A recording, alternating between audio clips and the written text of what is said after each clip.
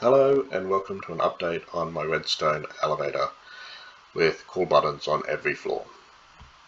So first of all, a quick reminder for what this is. So in this design you can go to any floor, pick the floor you want, press the button, wait for the beeps and go to that floor. And from that floor you could pick another floor, wait for the beeps again,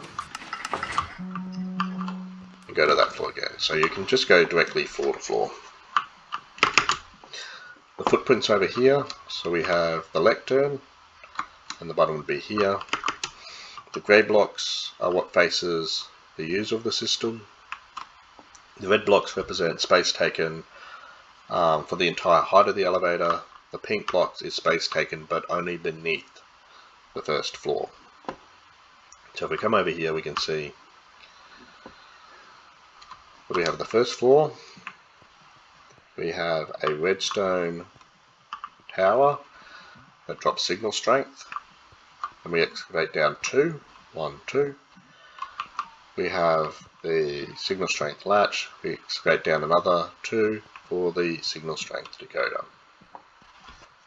I'll very quickly have a look at each of the components in order so people can see how they're built. So we have a lectern. Each lectern needs a book with 15 pages on it. It has to be exactly 15 no matter how many floors your elevator has. And a button. The button is opposite this torch so that when the button is pressed the torch comes off. That means this is either 15 when the button is off or 0 when the button's on. This is a comparator and subtract mode, so this will essentially completely hold the comparator off so that the lectern's only red while the button is pressed. This drops the signal strength without losing signal strength, so a comparator will power into this block, which will power that redstone dust, which can be read through this block by this comparator, and then it continues on the opposite side. So that drops all the way down the tower. We then take the signal and run it into a signal strength lock. So we have, when this block is powered, this dust powers this repeater, which clears whatever the signal strength was previously, and then is now set based on what this comparator now is.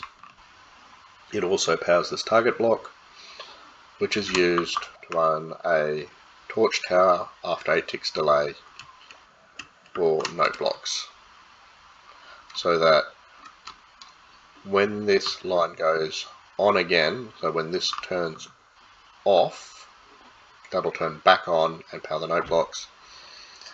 And this basically accounts for the delay between this point and this point, so that the beeps happen as the floors are being reset.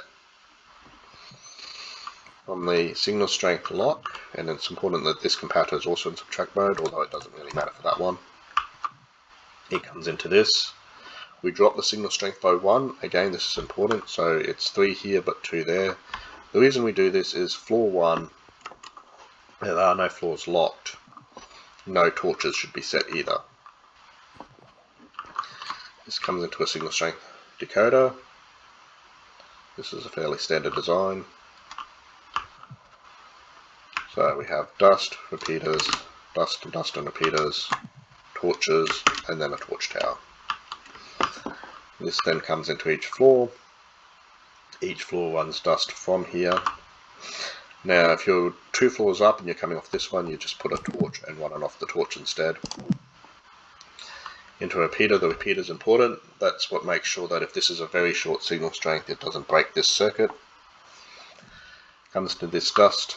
This observer is facing into a block that's powering 2 dispensers. So we have a dispenser here with a full bucket, dispenser here with an empty bucket. The purpose of the full bucket is to create a waterlogged slab. The purpose of the empty bucket is to break a bubble vader.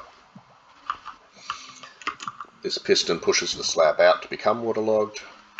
This repeater makes sure that the piston is held out long enough for the dispenser to pull back the water bucket before the slab is taken away so that we don't lose the water. And that's the design in a nutshell. When building in survival mode, there's a couple of other tips. primary among them is build your stairwell first. So if you build your stairwell first, you're going to have something to come up and down. So you can just break these 2 blocks here, these 4 blocks here, and create your floor. And you'll know that your floor is in the right place, and you'll also have something to come out and walk along to each and do this with and come back and forth. The other hint obviously is do your water last. So build absolutely everything before you put any buckets in the dispenser or before you create this source column. And the final thing to note, which I haven't mentioned, is there's a waterlogged slab here, safe landings, and obviously soul sand here.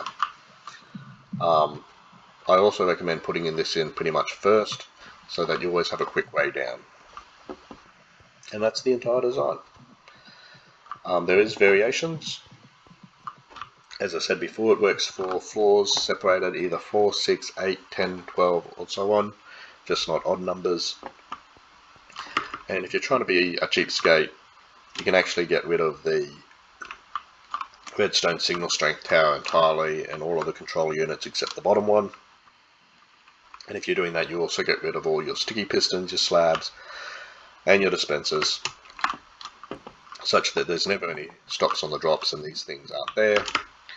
And that way, somebody using the system, rather than going directly floor to floor, would always drop down to floor 1 and then pick that floor and then go up. And that's the entire design. Very short video, really just doing this so that when I build this in future I have a reminder for myself. But thank you for watching.